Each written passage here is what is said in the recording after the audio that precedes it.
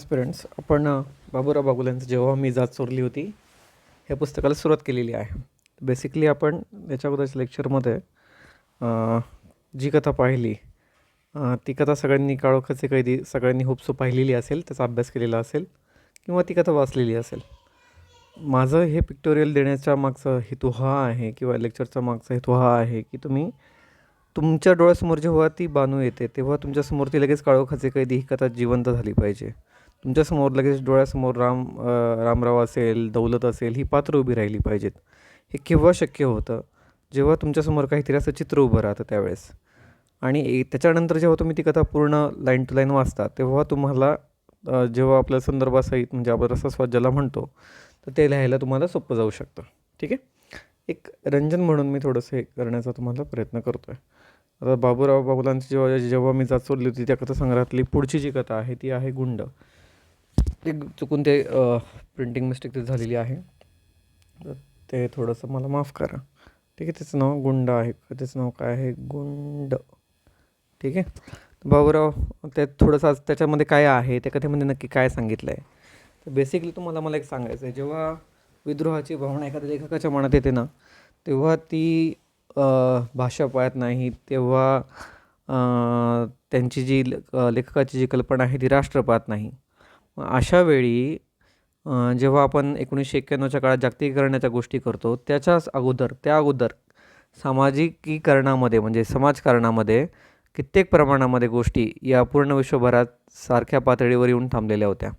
म्हणजे जसं आपल्याकडे जातीयवाद होता तसं पाश्चिमात्य देशांमध्ये सुद्धा वर्णवाद होता, आहे की नाही. आपल्याला कृष्णवर्णीय लोकांनी केलेला संघर्ष त्या आपल्याला इतिहासामध्ये आपण अनेक पुस्तकांच्या माध्यमातून अनुभवलेला आहे. तर गुंड ही कथा जी आहे त्या संदर्भातच आहे. एक आफ्रिकन व्यक्ती जेव्हा ज्याला स्वतःचं जन्मस्थान माहीत नाही, हाँगकाँगमध्ये जन्म झाला, पुढे जाऊन सिंगापूरमध्ये फिरतो आहे, पण तरी पण त्याला कुठेतरी मानवी अस्तित्वासाठी तो धडपडतो आहे. शेवटी भारतात येतो आहे आणि भारतात आल्यानंतर मग 10 वर्ष राहतो आहे. तरीसुद्धा माणूस पण अजून त्याने कधीच अनुभवलेला नाही असा एक व्यक्ती, त्याच्या जीवनावर आधारलेली एक ती कथा. तर त्याच्यामध्ये मुख्य पात्र दोनच आहेत. एक आहे तो आहे इथिओपियन आफ्रिकन माणूस. आपण येऊयात बाबूराव बागुलांच्या जेव्हा चोरली होती कथा सांगते गुंड ही कथा काय सांगते तर इथिओपियन आफ्रिकन गुंडांच्या जीवनातील मानवी भावनांचे चित्रण ती करते. तो गुन्हेगारी जग सोडून मुंबईत येतो आणि एक तरुण विधवेच्या आईच्या मृत्यूनंतर तिला आर्थिक मदत करतो, ज्यामुळे त्याच्या हृदयातील प्रेम आणि करुणा जागी होते. त्याच्यातलं मुख्य पात्र जे आहे, जे तुम्हाला मी म्हटलं, तो आहे आफ्रिकन माणूस. मग तुम्ही जेव्हा पहिलं पेज उघडता ना तेव्हा त्याचं वर्णन जेव्हा तुम्ही वाचता त्याची ध्येय म्हणजे त्याची जी शरीरयष्टी आहे ती कशी असेल. म्हणजे त्यांनी वर्णन करताना पहिल्याच वेळी सांगितले की जिनांच्या बरगड्यांवर आपली पोलादी पावले आदळी तो तुफान होऊन वर चढून गेला आणि त्यानं आपल्या अजस्र मोठीचा दणका दाराला दिला. दारानं तर त्याचा धसका घेतला आणि दार उघडलं गेलं आणि त्या खोलीचं वातावरण भयानपणे भरून गेलं. तिथली सौम्य शांतता काळवंडून गेली. त्या क्षुब्ध राक्षसाला पाहून त्या बोहरी खजिनदाराची बोबडी वळाली आणि त्याची शुद्ध बुद्ध सरली आणि दहशत त्याच्या डोळ्यांमध्ये शिरली. त्याचं वाक्य असं आहे, पहिले इंग्लिशमध्ये, गिव्ह मी सम चिप्स. म्हणजे मला सांगायचं काय आहे की त्यांनी तो प्रसंग असा एकदम स्पष्टपणे उभा केलेला आहे. आफ्रिकन माणूस त्याचं काही नाव सांगितलेलं नाही शेवटपर्यंत, त्याचा जन्मदात्रीचा ठाव ठिकाणा नाही. गुलामगिरी हा एक वैश्विक पाश आहे, त्याच्यावर आपल्याला कळतं. कारण का कोणत्याही राष्ट्राची सीमा त्याला मुक्त करू शकलेली नाही किंवा त्याला माणूस पण बहाल करू शकली नाही. ठीक आहे.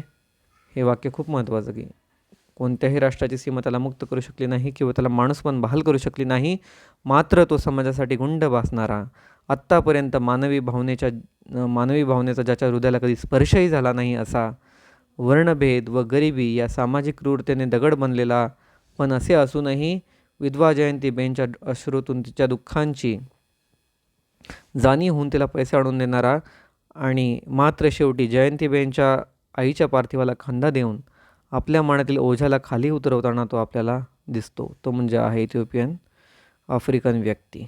ठीक आहे. आता त्याचं पाण्याच्या दुकानातलं वर्णन आहे. ठीक आहे. गुंडकथा आली का तुम्हाला तो आफ्रिकन इथिओपियन व्यक्ती आठवला पाहिजे.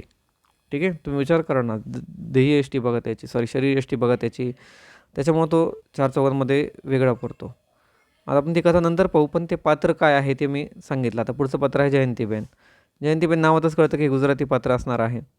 तर ही सुद्धा एक झोपडपट्टीमध्ये जीवन जगते. झोपडपट्टीत जगण्यासाठीचा संघर्ष तर आपण कित्येक कथांमध्ये पाहिला आहे. पण जयंतीबाईंच्या आयुष्यात तर तिच्या आईला मेल्यानंतरही संघर्ष करावा लागतो आहे. असे चित्र, इतकी विदारक गरिबी आणि सारी झोपडपट्टी ज्याला भूतासारखी भीत होती, त्या महाभयंकर इथोपियन आफ्रिकन माणसापुढे त्याच्याच झोपडीत अंधारात एकांतात ती ठेंगणीशी नाजूक तरुण विधवा फक्त आणि फक्त एक याचक बनून त्याच्यासमोर उभी होती. तिच्यासमोर भाषा अडाली नाही का?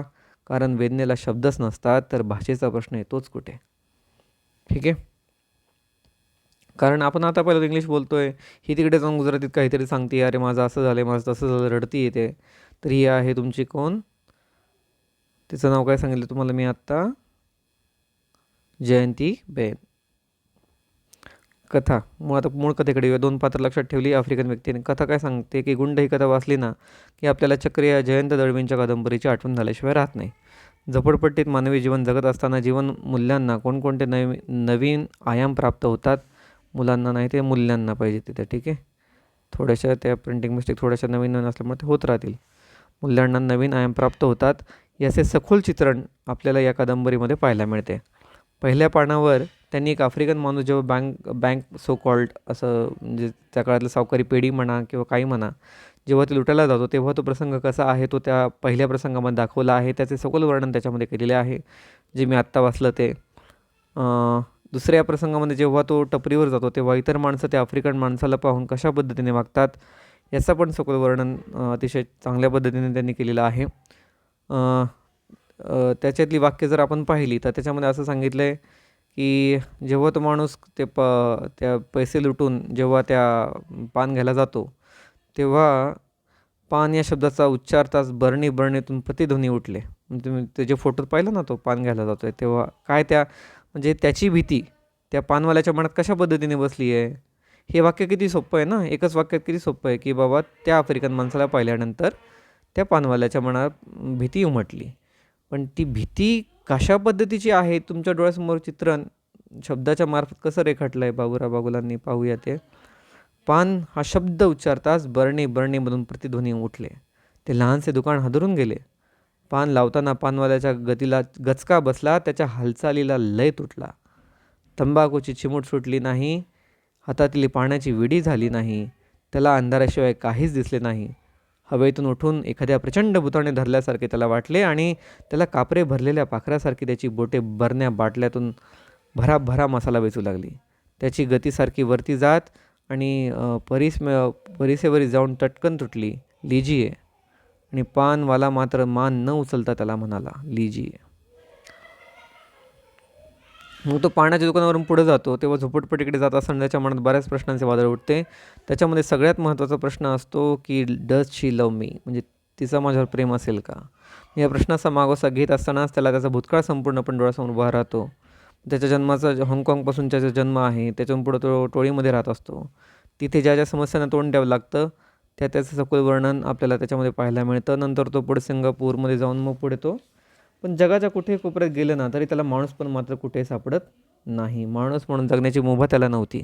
लक्षात घ्या, जीवनाला जे जे हवं आहे ते त्याला करता येत होतं, परंतु याला मात्र तसं करण्याची मुभा नव्हती. का? कारण त्याची जी टोळी होती, टोळीतली लोकं बाकीची युरोपियन होती, काही चीनी होती, त्यांना ते करता यायचं, पण याला मात्र ते सामान्य जीवन जगता येत नव्हतं. मग ते पुढं तो भारतामध्ये येतो.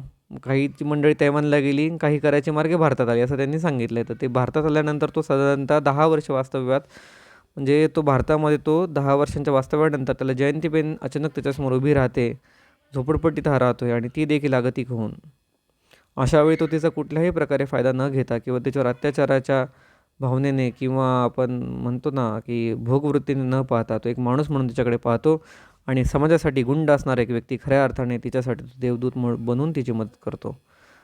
आणि ते तुम्हाला मी जे वाक्य म्हटलं ना की जेव्हा तो नंतर मग तो तिला पैसे घेऊन जातो, तिच्याकडे जातो, तो तिचीच वाट पाहत, ती जयंतीबेन तिची वाट पाहत बसलेली असते. कारण तिला तिची आई वारलेली असते, तिच्या आईचं क्रियाकरण तिला करायचं असतं. आणि अशावेळी तो तिथे जातो, तिला पैसे देतो आणि पैसे देऊन देखील तिथे थांबत नाही, तर ती जी तिरडी आहे त्या तिरडीला देखील तो खांदा देतो. म्हणजे त्याच्या शेवटचं जे वाक्य आहे ना ते खूप हृदयाला स्पर्श करून जातं. त्याच्या हृदयात एक वेदना गरगरत होती आणि आतल्या आत कसली तरी प्रसूती होत होती. रडल्यावर ती कळणार होती, पण अजून तो कधी रडलाच नव्हता. हे वाक्य शेवटचं ऐकून ही कथा आपली संपते.